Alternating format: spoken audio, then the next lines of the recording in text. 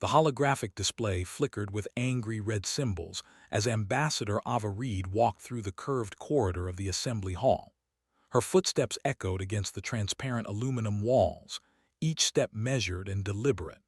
Outside the windows, stars stretched in every direction, their light filtered through the rotating rings of the massive orbital station. She had made this walk 17 times before, and each time the other delegates had grown more hostile. The chamber itself was a marvel of engineering, a sphere 300 meters across where gravity shifted based on position.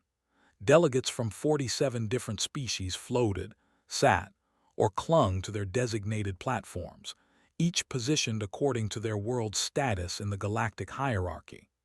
Humanity's platform was near the bottom, just above the observation deck, where species too primitive for voting rights watched the proceedings. Ava took her position and activated her translation matrix. The device hummed softly against her throat, ready to convert her words into the 600 languages spoken here. She glanced at the timer. 30 seconds until the session began. 30 seconds until humanity faced expulsion from the only galactic community that existed. High Chancellor Brath materialized at the center of the sphere, his crystalline body refracting light into rainbow patterns. He was beautiful in the way a diamond was beautiful, cold and sharp, and utterly without warmth. His voice resonated through the chamber without need for technology.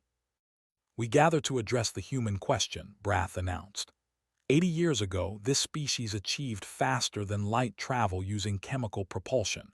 Crude, dangerous, barely functional. We welcomed them as observers, believing they would learn and grow. Instead, they have contributed nothing. Their science is pedestrian, their philosophy derivative. Their very presence in this chamber is a waste of resources. Murmurs of agreement rippled through the assembled delegates. Ava kept her face neutral. She had heard worse in private communications. Minister Quell, whose species resembled terrestrial birds more than any avian should, spoke next, his feathers ruffled with what Ava had learned to recognize as discomfort. "Perhaps we judge too harshly. The humans have shown willingness to learn. Their diplomatic corps is professional." "Professional incompetence," spat a delegate from the lower ring. "They cannot even perceive the fifth dimension. How can beings locked in 4 dimensions contribute to a civilization that spans 7? Brath nodded. "Precisely. The motion before us is simple. Humanity has failed to demonstrate value to this assembly. They lack the scientific acumen, the technological sophistication, or the dimensional perception necessary for membership. I call for a vote on their expulsion from observer status." Ava raised her hand. The gesture looked quaint among species who communicated through color changes, pheromones, or quantum entanglement, but the translation systems recognized it. Brath's faceted eyes fixed on her.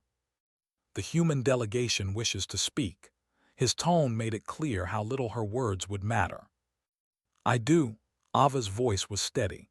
"You base your judgment on what you can see. Our ships, our technology, our presence here. You assume that what we show you is all we have." "Are you suggesting otherwise?" Brath's laugh was like breaking glass. "Your entire species broadcasts everything. Your networks are unencrypted. Your research is published openly. We have examined your civilization thoroughly. There are no secrets." "Then you haven't looked carefully enough." Ava met his gaze without flinching. 80 years ago, we reached the stars using methods you call crude. What makes you think we stopped there?" The chamber fell silent.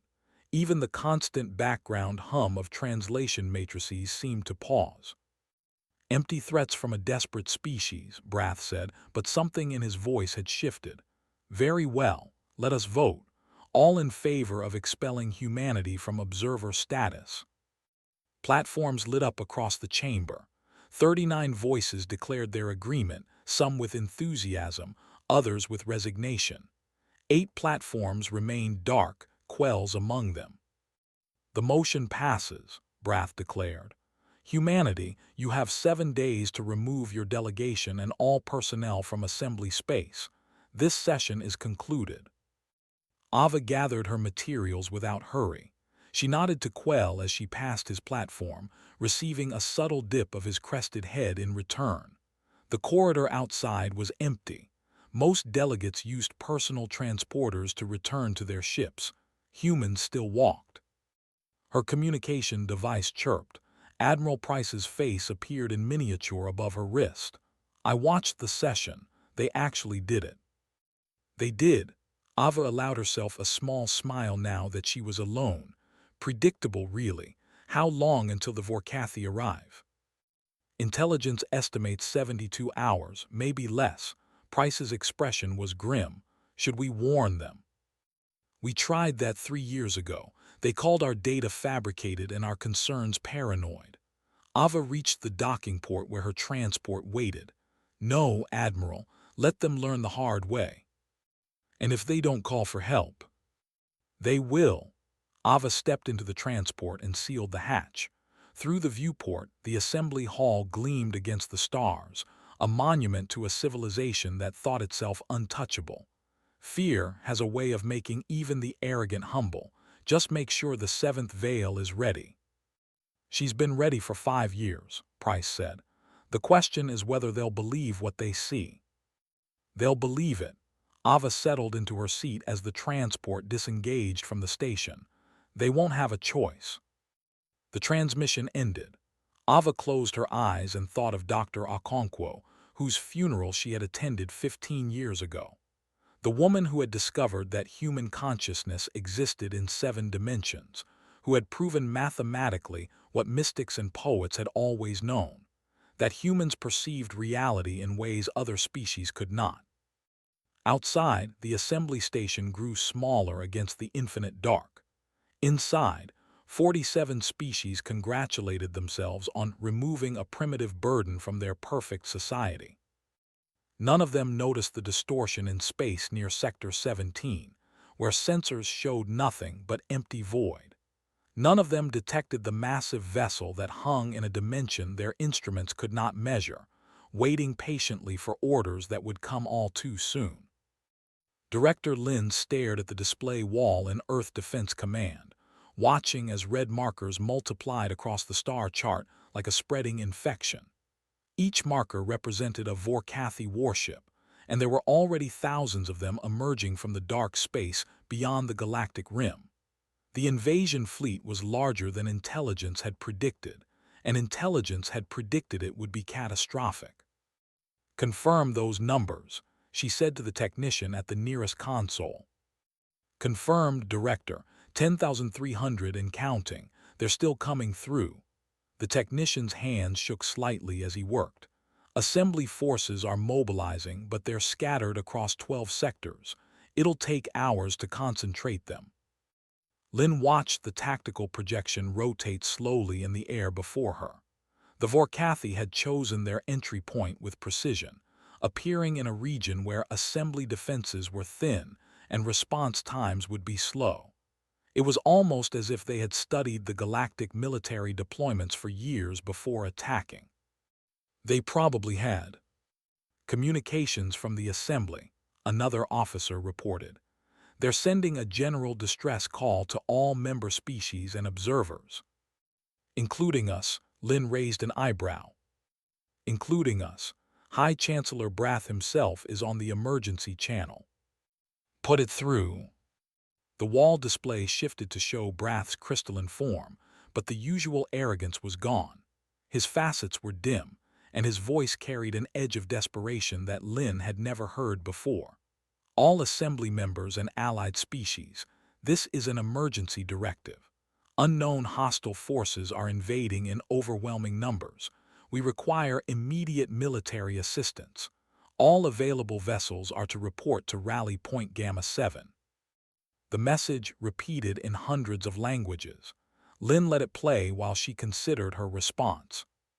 Should we acknowledge? Her communications officer asked. Not yet. Lin pulled up a secondary screen showing Earth's orbital defense grid.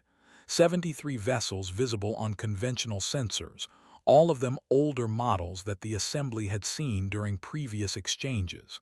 The public face of humanity's military. Let them wait.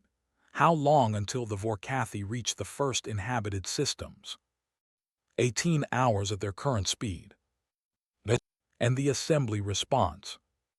They're pulling together 51,000 ships from 19 different species, the largest combined fleet in assembly history.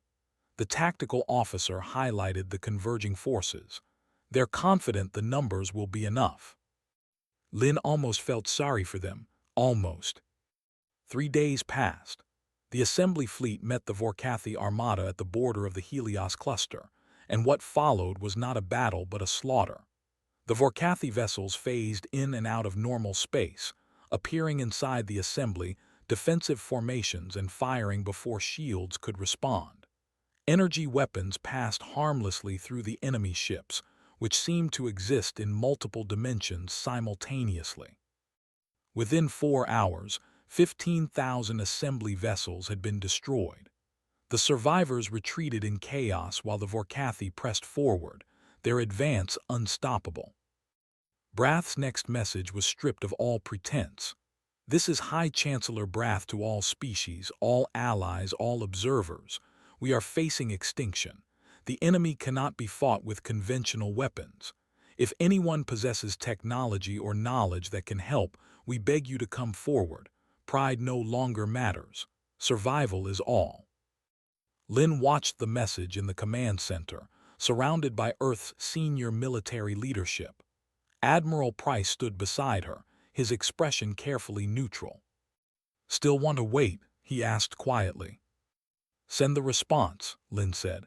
"Use Ava's words exactly as she prepared them." The transmission went out on all assembly frequencies. Just 7 words in Ambassador Reed's calm voice. "We will handle it. Clear Sector 17. The assembly's reaction was immediate and loud. Dozens of species sent angry responses demanding to know how humanity planned to handle a threat that had decimated the galaxy's finest fleet. Some accused Earth of cowardice, others of insanity. Minister Quell sent a private message asking if humanity truly understood what they faced. Ava replied to Quell alone. "We understand better than you know. Tell your people to withdraw to safe distance and observe. You'll want to witness this." The Vorkathi continued their advance, carving through assembly space like a knife through fabric. They issued an ultimatum. Total surrender within 72 hours or every inhabited world would be sterilized. Brath had no choice but to broadcast humanity's promise across all channels, desperate for any hope. "Earth claims they will handle the invasion force," he announced. "They request all assembly vessels clear Sector 17. I do not understand their plan, but at this point we have nothing to lose. All ships withdraw to safe distance." The assembly fleet pulled back, battered and broken. 51,000 ships had become 36,000 in 3 days of fighting. The survivors limped toward the coordinates humanity had specified, arriving to find empty space. Quell commanded one of the observation vessels. His sensor operator was a young officer named Tess who had studied under human instructors during an exchange program years ago. She stared at her instruments with growing confusion. "Minister, I'm detecting anomalies in local space. The readings don't make sense." "Explain," Quell said. "There's something here, but it exists in dimensions our sensors can barely detect. The mass readings are enormous, but I can't get a visual confirmation. It's like looking at a shadow cast by an object in a room you can't see into." Quell felt his crest feathers rise. "The humans are already here."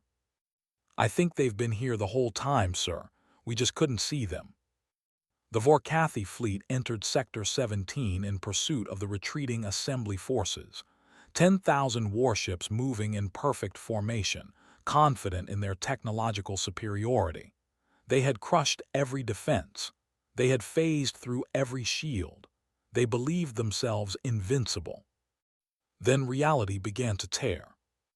20 years earlier, Dr. Amara Okonkwo had sat in her laboratory in Geneva and stared at equations that should not have worked.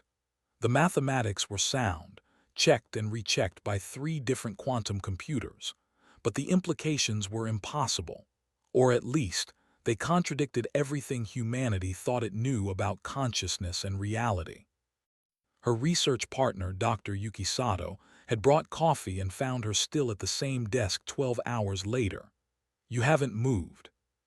"I can't." Amara gestured at the holographic displays floating around her workstation. "Look at this. Human brain activity doesn't match four-dimensional physics. There are patterns here that only make sense if consciousness operates in 7 dimensions." "That's absurd." Yuki set down the coffee and examined the data. His skepticism faded as he traced the neural pathways Amara had mapped. "This can't be right." "It is right. That's the problem." Amara pulled up a comparison chart.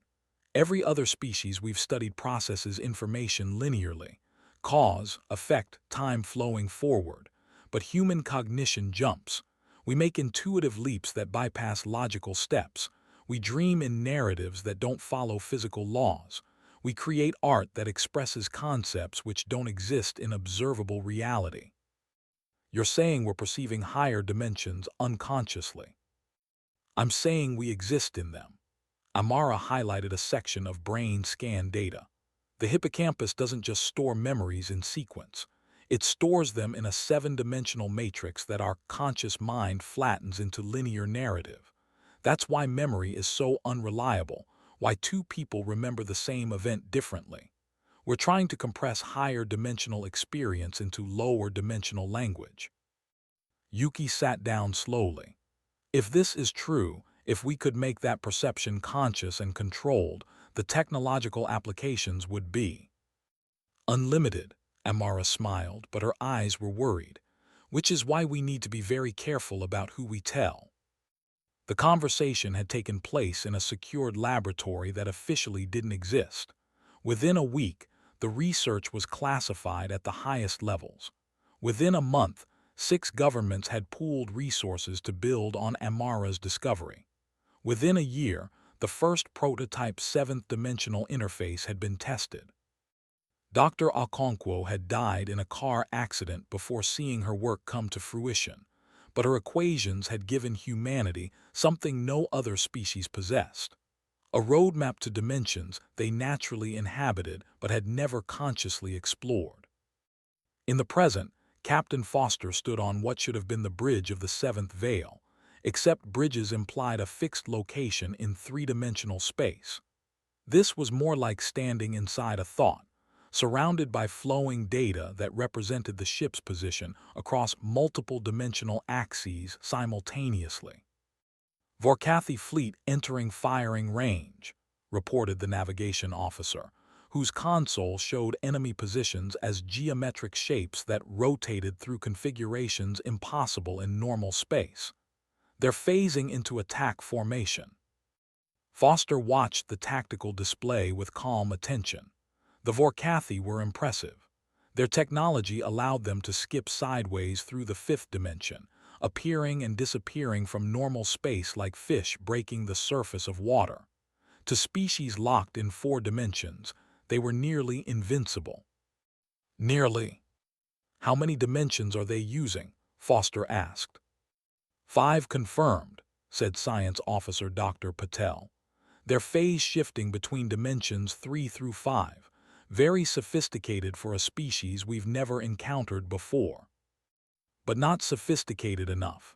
Foster touched a control that existed in 6 dimensions simultaneously. "Weapons, target the Vorkathi flagship. Fire solution Charlie 7. "Charlie 7 active," confirmed the weapons officer. "Temporal targeting locked." The 7th Veil's main weapon was not a cannon or a laser or anything that would make sense to conventional physics. It was a device that reached backward through time along higher dimensional axes, finding the moment 3 seconds before enemy ships moved and striking them there. The Vorkathi flagship exploded before it could even process that it was under attack, causality folding in on itself in ways that made observers feel briefly nauseous. 200 more Vorkathi vessels vanished in the next 8 minutes, each one caught in the same temporal trap.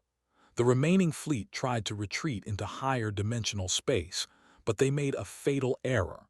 They assumed 5 dimensions were as high as anyone could go. The human vessels followed them into the 5th dimension, then the 6th, then the 7th. The Vorkathi found themselves hunted in spaces they could barely perceive, chased by predators who navigated those dimensions as easily as fish in water.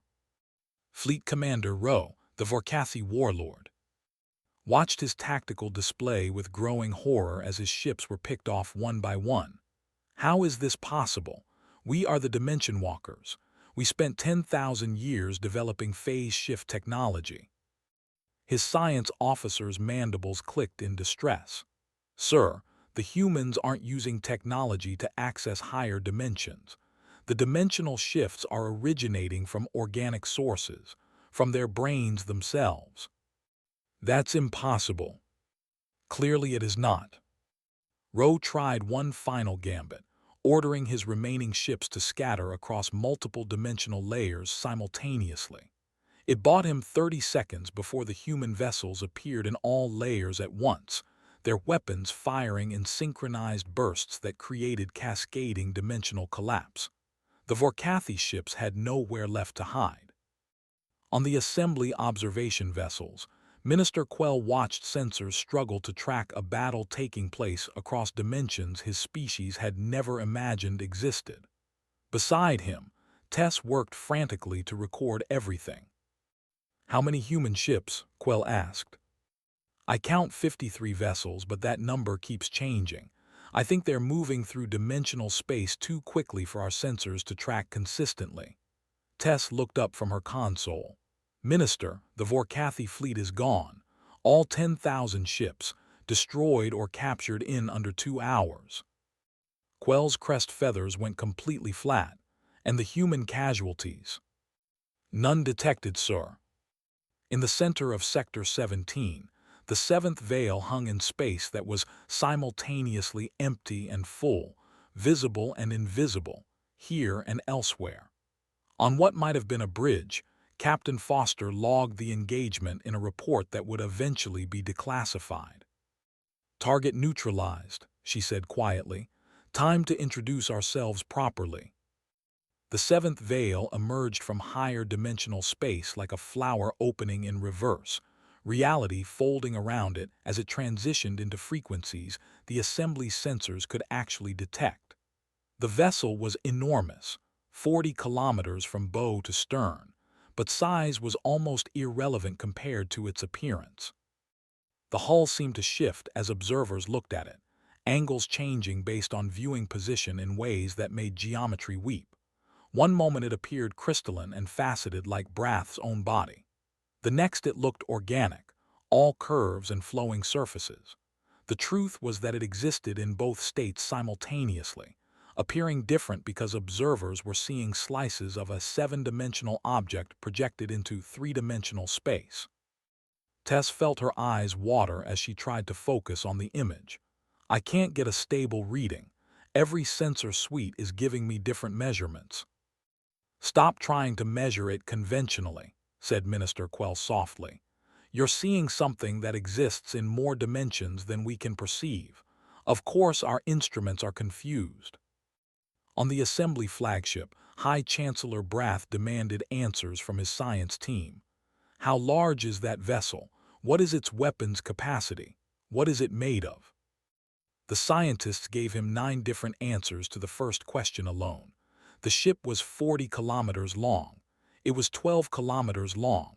It was 300 kilometers long. All measurements were technically correct, depending on which dimensional axis was being measured. As for what it was made of, the molecular scanners simply returned error messages. More human vessels appeared behind the 7th veil, smaller but equally impossible. They moved through space in ways that violated conservation of momentum, appearing to be in multiple locations simultaneously before resolving into single positions. It was like watching ghosts become solid. Commodore Hayes stood at the central interface of the 7th veil. Her consciousness spread across 7 dimensions simultaneously, perceiving the battlefield in ways that would drive an unmodified human insane. To her enhanced awareness, the remaining Vorkathi ships were painfully obvious, their five-dimensional hiding places as visible as shadows on a wall. Vorkathi command vessel attempting retreat vector, reported her tactical officer. They're trying to jump to the ninth dimension. Hayes almost smiled. They don't have ninth-dimensional capability. They're going to hit the barrier and bounce back. Navigation, be ready to intercept their re-entry point. Understood, Commodore. The Vorkathi flagship did exactly as Hayes predicted, slamming into the dimensional barrier like a bird hitting glass and tumbling back into lower dimensional space. 3 human vessels were waiting, their weapons already charged. Fleet Commander Rowe's ship shuddered under impacts that seemed to come from every direction at once. His shields, which had effortlessly deflected assembly weapons, collapsed in seconds. "Surrender," he transmitted on all frequencies. "We surrender." Hayes considered the request for exactly 3 seconds. "Surrender accepted. Power down all weapons systems and prepare to be boarded. Any attempt to phase shift will be interpreted as hostility." The Vorkathi complied. They had no choice. In the space of 2 hours, the most powerful invasion fleet in their species' history had been reduced to scattered debris and captured vessels, and the humans had accomplished it without sustaining a single casualty. Dr. Patel worked at the science station, analyzing the captured Vorkathi technology. "Commodore, their phase shift drives are impressive. They've managed to create artificial access to the 5th dimension using quantum tunneling and exotic matter. It must have taken them millennia to develop." "And it's already obsolete," Hayes said without malice. "Send the technical specifications to Earth. Our xeno-engineers will want to study it." On the assembly observation vessels, the initial shock was giving way to frantic analysis. Every species was trying to understand what they had just witnessed, what it meant for the galactic balance of power, and most importantly, what it meant for their relationship with humanity. Brath sent a priority transmission to the 7th Veil. "Human vessel, this is High Chancellor Brath of the Galactic Assembly. We request immediate dialogue." Hayes glanced at the communication timestamp. "He waited 14 minutes before contacting us. Interesting. He's still trying to maintain some dignity." She opened a channel. "This is Commodore Hayes of the Earth Defense Vessel 7th Veil. Go ahead, Chancellor. Your technology is beyond anything we imagined possible." Brath's voice was carefully neutral. "We would very much like to understand how you achieved 7-dimensional navigation." "I'm sure you would." Hayes pulled up a tactical display showing the 36,000 surviving assembly ships, still holding at safe distance. "Perhaps we should save that conversation for when Ambassador Reed returns. She's better at politics than I am."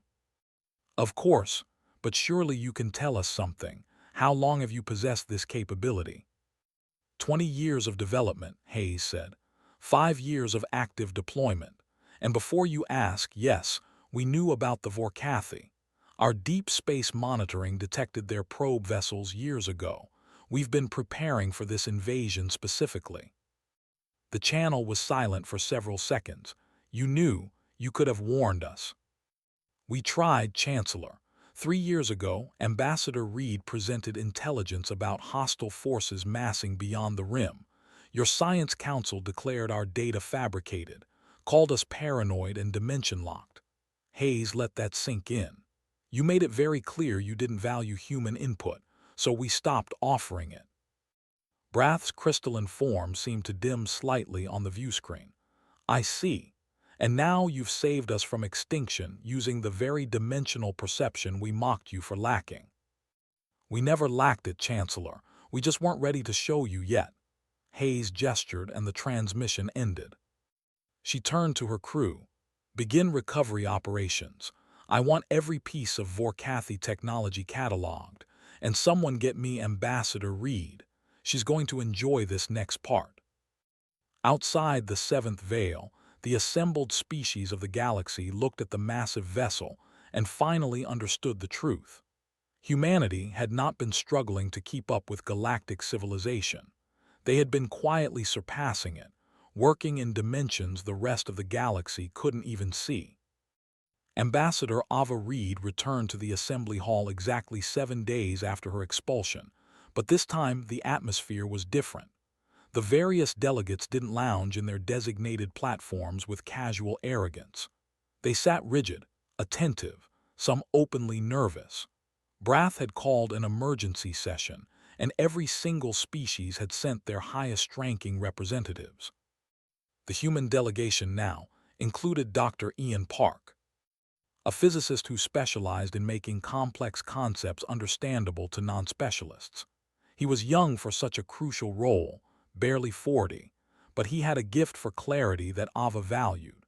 He carried a data tablet containing simplified explanations of seventh-dimensional navigation, though she suspected most species would struggle with even the basic concepts. "The Assembly recognizes Ambassador Reed of Earth," Brath said formally. The mockery was gone from his voice, replaced by something that might have been respect or might have been fear.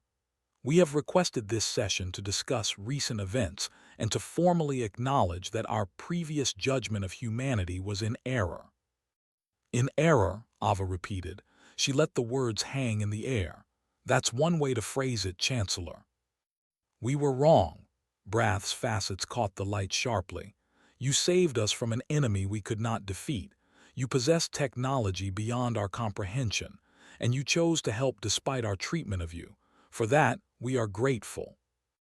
Murmurs of agreement rippled through the chamber, though Ava noticed some delegates remained silent. Not everyone was ready to accept how dramatically the power structure had shifted. "Before we discuss gratitude or apologies," Ava said, "I think everyone deserves an explanation. Dr. Park will provide a simplified overview of human dimensional technology. I should warn you that even the simplified version challenges conventional physics." Park stepped forward, activating a holographic display that appeared at the center of the sphere. "Thank you, Ambassador. Delegates, what I'm about to explain will seem impossible. That's because you're thinking about dimensions wrong. Let me start with a question. How many dimensions do you experience?" A delegate from the Talaran species responded. "4, 3 spatial, 1 temporal." "Correct. And you assume that's all there is because that's all your sensors can detect." Park manipulated the display, showing a simple cube. "But consider this. You're seeing a three-dimensional object projected onto a two-dimensional screen. You understand the cube exists in 3 dimensions even though you're viewing a flat image. Now imagine you are the flat image. You'd have no way to comprehend the third dimension exists. It would be invisible to you." He expanded the display, adding layers of geometric complexity that made several delegates lean back in discomfort.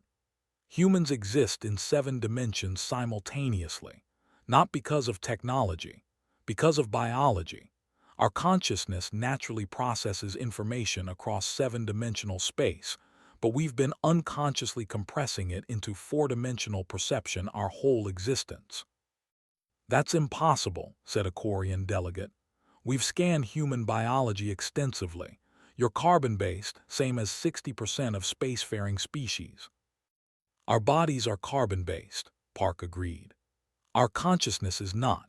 20 years ago, Dr. Amara Okonkwo discovered that human brain activity produces patterns that only make mathematical sense in 7 dimensions. She proved that what we call intuition, creativity, dreams, and imagination are actually conscious processing occurring in higher dimensional space." He displayed neural scan data that showed quantum fluctuations forming geometric patterns.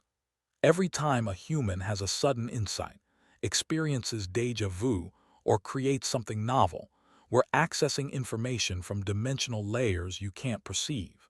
We've been doing it our entire evolutionary history. We just didn't understand what we were doing until Dr. Okonkwo gave us the mathematics." Minister Quell spoke carefully. "You said this was natural to your species, but the vessels we saw clearly used technology to navigate those dimensions." "The technology doesn't grant the ability," Park explained. It makes it conscious and directed. Think of it like this. You've always been able to see, but you needed to learn to read. We've always existed in 7 dimensions, but we needed to learn to navigate them deliberately. He paused. Once we understood the principle, development went quickly. 5 years from first prototype to operational fleet. 5 years, Brath said quietly. Species spend thousands of years advancing their technology incrementally. You made a leap that should have taken millennia. Because we weren't starting from zero, Ava interjected. We were just learning to use what was already there. Every human child dreams in higher dimensions. Every artist creates in them. Every scientist has insights that come from them. We just made it systematic. A Felarian delegate, whose species prided themselves on their advanced neurology, spoke with barely concealed anger. If this is true, why keep it secret? Why not share this discovery with the assembly? Ava met the delegate's gaze steadily. We tried. 3 years ago, we presented preliminary data about dimensional perception. Your science council called it mysticism. When we warned about the Vorkathi invasion based on higher dimensional sensor readings, you accused us of fabricating threats to gain relevance. You made it very clear that humanity's contributions were not valued. So you hid this capability out of spite, the Felarian demanded. We hid it for survival, Ava said coldly. We knew something was coming. We knew we couldn't rely on the assembly for protection. So we prepared in secret, perfecting our technology until we were certain it would work. And then we waited. Park added gently, consider the alternative. If we had revealed incomplete technology, you might have tried to replicate it prematurely. The neural modifications required for conscious 7-dimensional perception are dangerous. Without proper training, they can cause permanent psychological damage. We needed to perfect the safety protocols first. The chamber fell into uncomfortable silence. Finally, Brath spoke. You are right to have been cautious, and we were wrong to dismiss you. I formally propose humanity be granted full assembly membership with immediate effect, along with a seat on the Science Council and the Security Directorate. Conditional acceptance, Ava said. Several delegates looked shocked that she wasn't immediately agreeing. We'll accept membership, but we have requirements. Ambassador Ava Reed returned to the Assembly Hall exactly 7 days after her expulsion, but this time the atmosphere was different. The various delegates didn't lounge in their designated platforms with casual arrogance. They sat rigid, attentive, some openly nervous. Brath had called an emergency session, and every single species had sent their highest-ranking representatives. The human delegation now included Dr. Ian Park, a physicist who specialized in making complex concepts understandable to non-specialists. He was young for such a crucial role, barely 40, but he had a gift for clarity that Ava valued. He carried a data tablet containing simplified explanations of 7th-dimensional navigation, though she suspected most species would struggle with even the basic concepts. The Assembly recognizes Ambassador Reed of Earth, Brath said formally. The mockery was gone from his voice, replaced by something that might have been respect or might have been fear. We have requested this session to discuss recent events and to formally acknowledge that our previous judgment of humanity was in error. In error, Ava repeated. She let the words hang in the air. That's one way to phrase it, Chancellor. We were wrong. Brath's facets caught the light sharply. You saved us from an enemy we could not defeat. You possessed technology beyond our comprehension, and you chose to help despite our treatment of you. For that, we are grateful.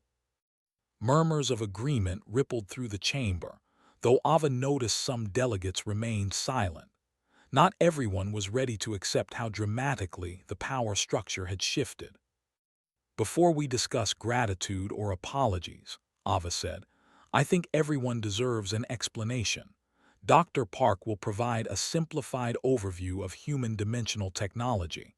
I should warn you that even the simplified version challenges conventional physics. Park stepped forward, activating a holographic display that appeared at the center of the sphere. Thank you, Ambassador. Delegates, what I'm about to explain will seem impossible. That's because you're thinking about dimensions wrong. Let me start with a question. How many dimensions do you experience? A delegate from the Talaran species responded. 4. 3 spatial, 1 temporal. Correct, and you assume that's all there is because that's all your sensors can detect. Park manipulated the display, showing a simple cube. But consider this. You're seeing a three-dimensional object projected onto a two-dimensional screen. You understand the cube exists in 3 dimensions even though you're viewing a flat image. Now imagine you are the flat image. You'd have no way to comprehend the third dimension exists. It would be invisible to you. He expanded the display, adding layers of geometric complexity that made several delegates lean back in discomfort. Humans exist in 7 dimensions simultaneously, not because of technology, because of biology.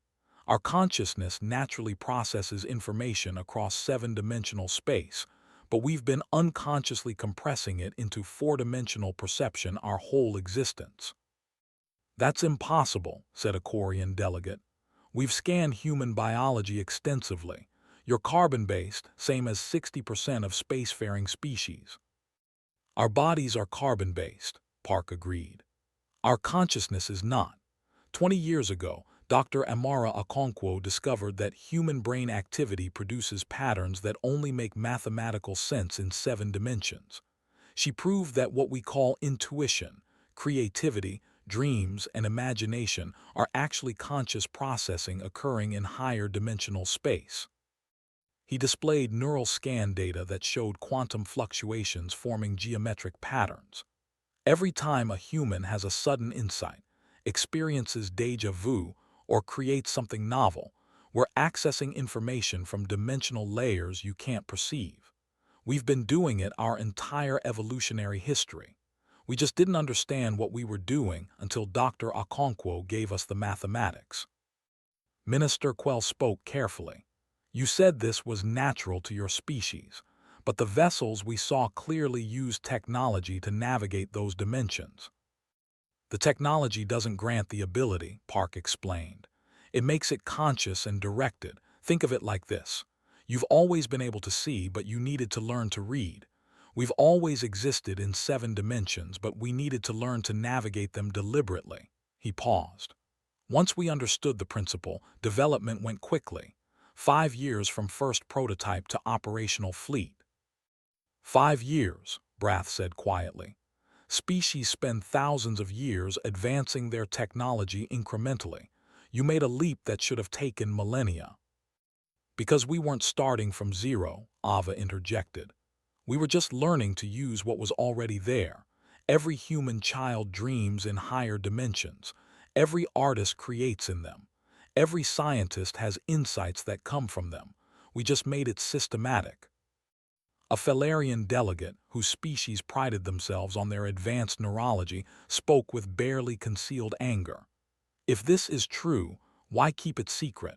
Why not share this discovery with the assembly? Ava met the delegate's gaze steadily. We tried. 3 years ago, we presented preliminary data about dimensional perception. Your science council called it mysticism. When we warned about the Vorkathi invasion based on higher dimensional sensor readings, you accused us of fabricating threats to gain relevance. You made it very clear that humanity's contributions were not valued. So you hid this capability out of spite, the Felarian demanded. We hid it for survival, Ava said coldly. We knew something was coming.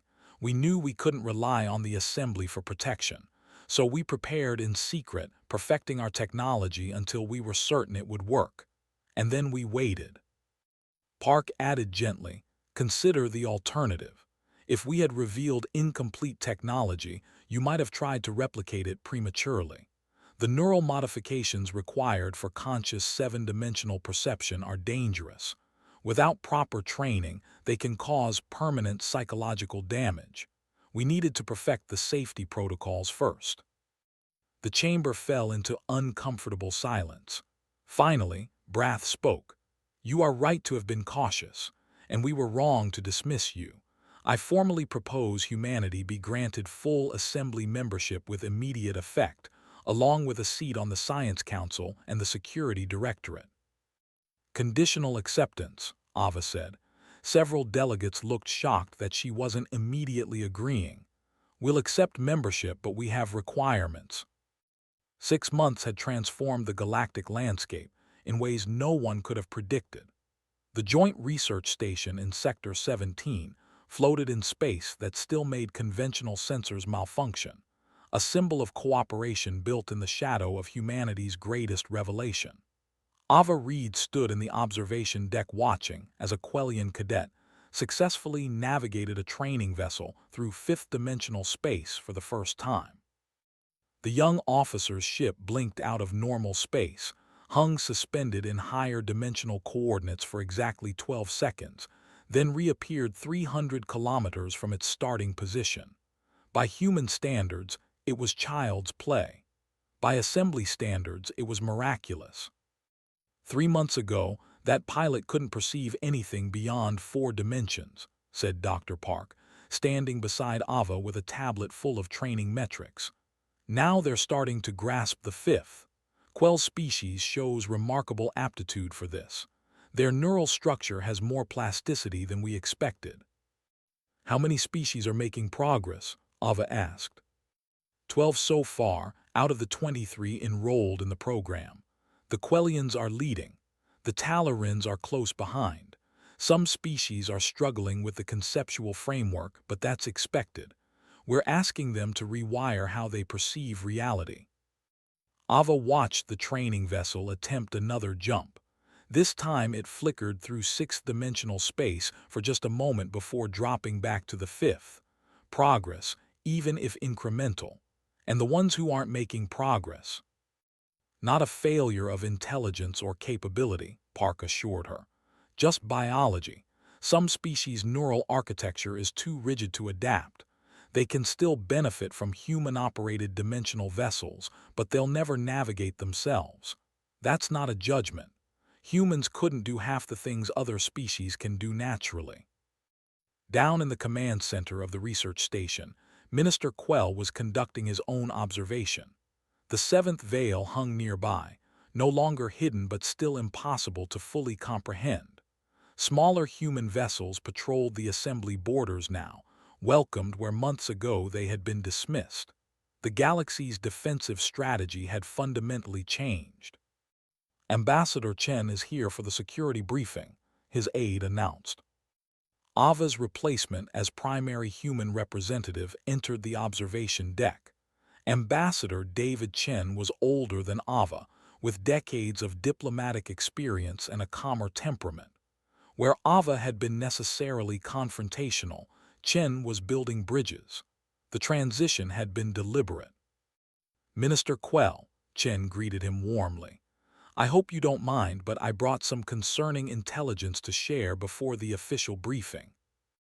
More Vorkathy, Quell felt his crest feathers rise. Worse, Chen activated a holographic display showing deep space scan data. During interrogation, the Vorkathy prisoners revealed they weren't the primary threat. They were refugees, running from something that exists in even higher dimensions than they could access. The display showed fragmentary sensor readings from the edge of known space, distortions that made the Vorkathy phase shifting look simple. Something vast was moving in 8th and 9th dimensional space, heading slowly toward the galactic core. The assembly doesn't have sensors that can even detect this, Quell said quietly. No, Chen agreed. But humanity has been tracking it for 3 years. We have vessels being built right now that can operate in 9th dimensional space. Commodore Hayes is overseeing the construction personally. You knew about this too, before the Vorkathy invasion. We did. Chen's expression was apologetic but firm. And we're telling you now because the timeline has changed. The entity, whatever it is, has accelerated. It will reach assembly space in approximately 18 months instead of the 5 years we initially calculated. Quell felt the weight of that knowledge settle over him. Does the Assembly Council know? Brath will be informed this evening. We wanted you to hear it first, as thanks for your support during our difficult period. Chen gestured to the training vessels outside. This is why we're pushing the dimensional navigation program so hard. In 18 months, we'll need every ship and every pilot we can get. At the assembly hall, the regular session was underway. The platform arrangements had changed. Humanity now occupied a position near the center, at the same level as the oldest and most influential species. Brath had personally sponsored the restructuring. The current topic was economic integration, tedious but necessary work. Ava attended but let the newer delegates handle most discussions. She was thinking about Dr. Okonkwo again, as she often did these days. The woman who had died without knowing that her equations would save civilization. In Okonkwo's personal notes, discovered after her death and recently declassified, she had written a prediction. They will dismiss us until the moment we become indispensable. The challenge will be remaining worthy of trust when that moment comes. Ava believed humanity had met that challenge. The technology sharing was genuine, the defensive commitment real. Human vessels now protected assembly space not as conquerors but as partners. The shift from being mocked to being respected could have bred arrogance, but Earth's leadership had chosen a different path. The session concluded, and Brath approached Ava directly. "A word, Ambassador." They walked to a private chamber, just the two of them. Brath's crystalline body reflected the soft lights in rainbow patterns. "I wanted to apologize personally, not as Chancellor to Ambassador, but as one individual to another. I was cruel in my dismissal of your people. I let arrogance blind me to truth." "Accepted," Ava said simply, "though I won't pretend it didn't hurt." "I imagine it did." Brath was quiet for a moment. "May I ask what you would have done if we had not called for help, if we had tried to face the Vorkathi alone?" Ava considered the question. "We would have intervened anyway. Not immediately, but we wouldn't have let your species be destroyed. That's not who we are. Even after we rejected you." "Even then, humanity learned something important in our history. We spent centuries fighting each other, divided by borders and beliefs. We nearly destroyed ourselves before we finally understood that we're stronger together than apart. That lesson isn't something we forget just because the groups involved are different species instead of different nations." Brath nodded slowly. "You protect us not because we deserve it, but because you've chosen to be protectors."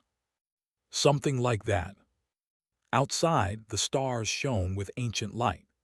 Earth's children walked among them now, not as conquerors or supplicants, but as guardians who had learned to see further than anyone else, and who chose to use that sight to shield rather than dominate.